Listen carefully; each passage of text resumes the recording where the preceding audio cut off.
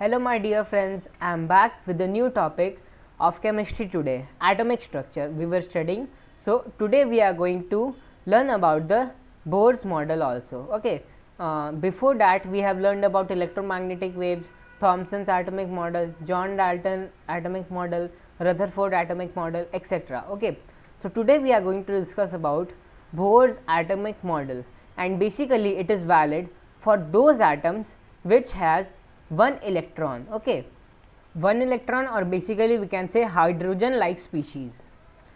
Yes, but there are elements which have more than one electron like oxygen, nitrogen, sodium, etc. But if we put O to the power plus 7, then it will be it will be left with single electron, then it will be valid for that also. So it is not necessary that only it will be applicable for hydrogen, it will be applicable for hydrogen as well as lithium plus 2, beryllium plus 3, etc. Okay, and also there are some formulas like electrostatic force is equal to K Q1 Q2 by R square. Similarly for centrifugal force, m v square by r, where m is mass, v is velocity, r is radius. Then angular momentum, or also written as mvr, okay, and its formula is nh by 2 pi. Now there are some postulates given by Bohr. Okay, basically there are 6. Today we are going to study about 3 only. In the next class we are going to study about the rest of the 3. First postulate given by Bohr was atom has a nucleus in which protons and neutrons are present, and size of the nucleus is very small as compared to the size of the atom. Okay, so we all know about it, like atom has a nucleus which is present at the center and it is very small in size as compared to the atom.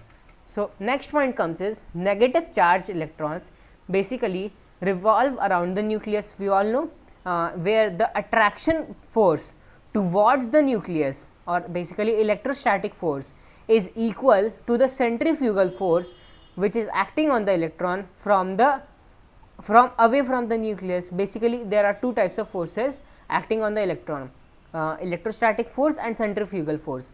Both of them nullify each other, and that is why electron revolve around the nucleus with a constant energy. Now the third postulate given by the Bohr is electron can revolve only in those orbits where angular momentum value is integral multiple of h by 2 pi. Okay, h is the Planck's constant here. Okay, there are basically different types of orbits or shells given by the Bohr, like K shell, M shell, N shell, M shell, N shell, etc.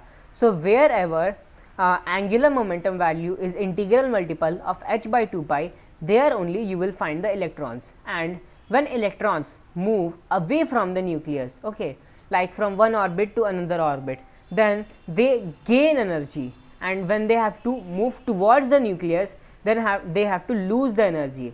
Then only they can change their orbits and come to forward shells. Okay, we will study about this in detail in the coming videos.